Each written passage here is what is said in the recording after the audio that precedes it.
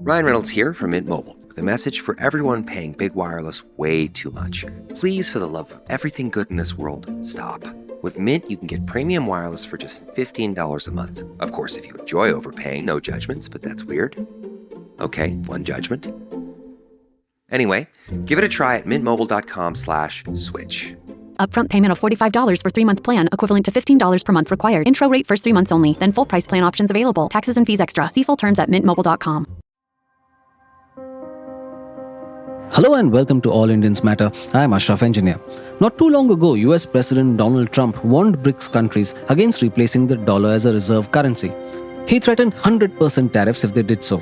He said on social media, and I quote, "We are going to require a commitment from these seemingly hostile countries that they will neither create a new BRICS currency nor back any other currency to replace the mighty US dollar, or they will face 100% tariffs." Stop quote. While Trump thinks America is for Americans, the dollar, by contrast, should be for everyone. The BRICS include Brazil, Russia, India, China, and South Africa, and a few others that joined recently. They do not have a common currency, but it has been suggested often over the years. So why is the US dollar the world's reserve currency? What does it mean for the global economy, and what would happen if it lost that position?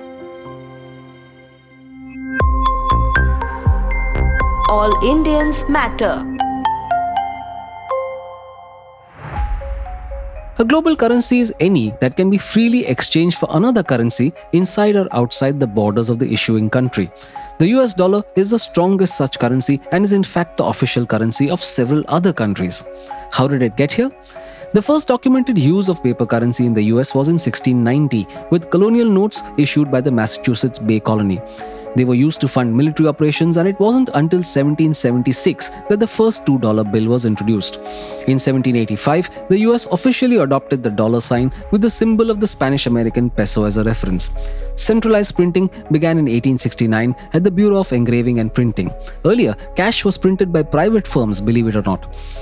The Federal Reserve, the US's central bank, was established in 1913, and the dollar as we know it was first printed in 1914.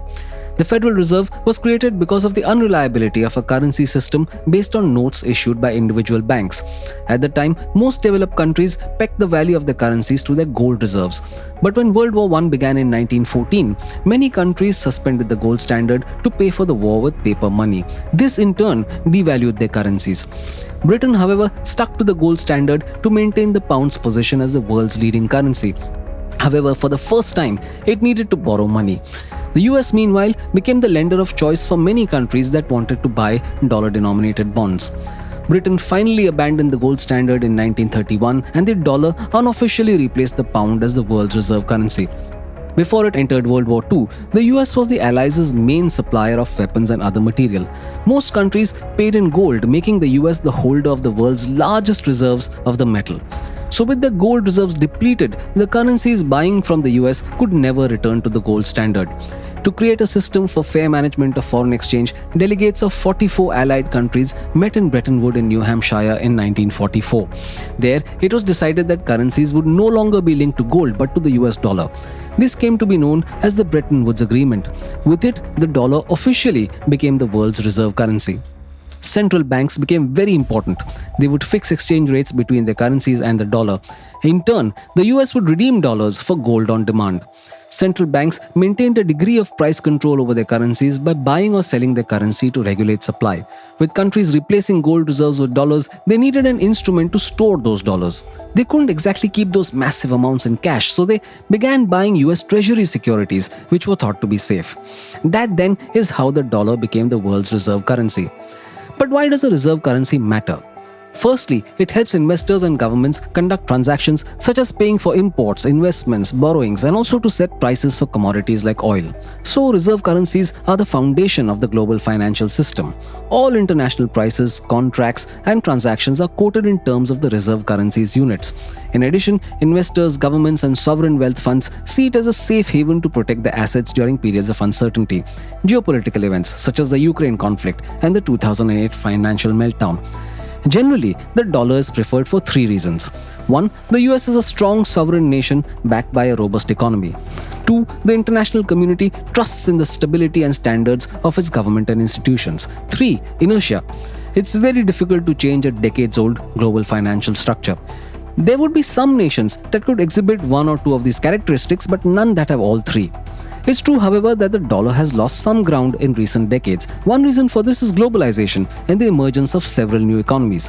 The volume and speed of global financial flows are growing faster than the US economy, so demand for the dollar can surpass the capacity of the US to satisfy it. As a result, some organizations have shifted to the euro, as well as other developed market currencies such as the yen and the pound. In recent times, there's also a growing volume of transactions conducted in the Chinese yuan. However, we aren't going to see the dollar lose its dominant position anytime soon. For that to happen, it would require widespread global adoption of another currency. Despite a decline in the share of dollar-denominated securities from 71% in 1999 to 58% in 2022, the dollar remains the main reserve asset by a distance. What would it take for the dollar to stop being the reserve currency? Other countries could further deepen their capital markets, improve institutions, and procure currency adoption, but that is a seriously long window, and it would be a very gradual change.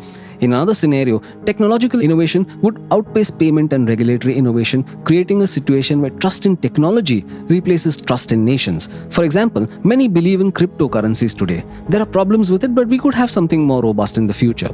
The third scenario would involve severe mismanagement of the US economy that could erode trust in the political system. This is probably the greatest shock possible to the system.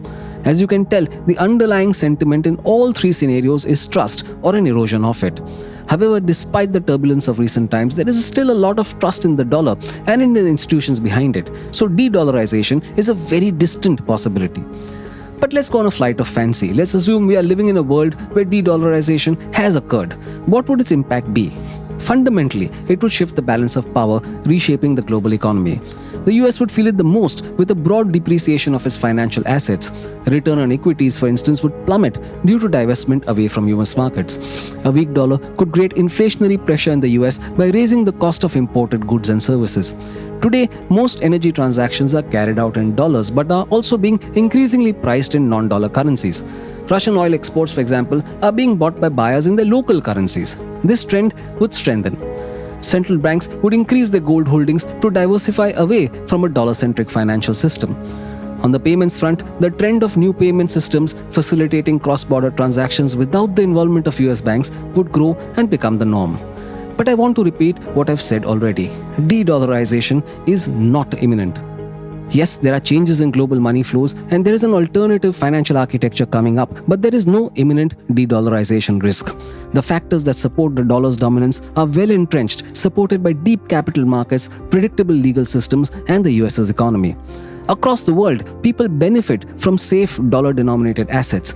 Absolutely no other economy, neither Europe, the UK, China, nor anyone else, can provide that level of security. Europe's capital market is way more fragmented than that of the US. China's economy is huge, but its political system and tight capital controls are a deterrent. The dollar is a global currency because US policies and institutions have historically been more reliable than those of other countries. So when Donald Trump announced sweeping tariffs on other countries, the dollar's value fell. However, currencies of emerging economies also fell because the higher tariffs hurt their own growth prospects. The world needs a stable dollar at this point. There are good reasons it is the world's reserve currency. If at all that changes, there will be many who will cry over it, and not just in the US.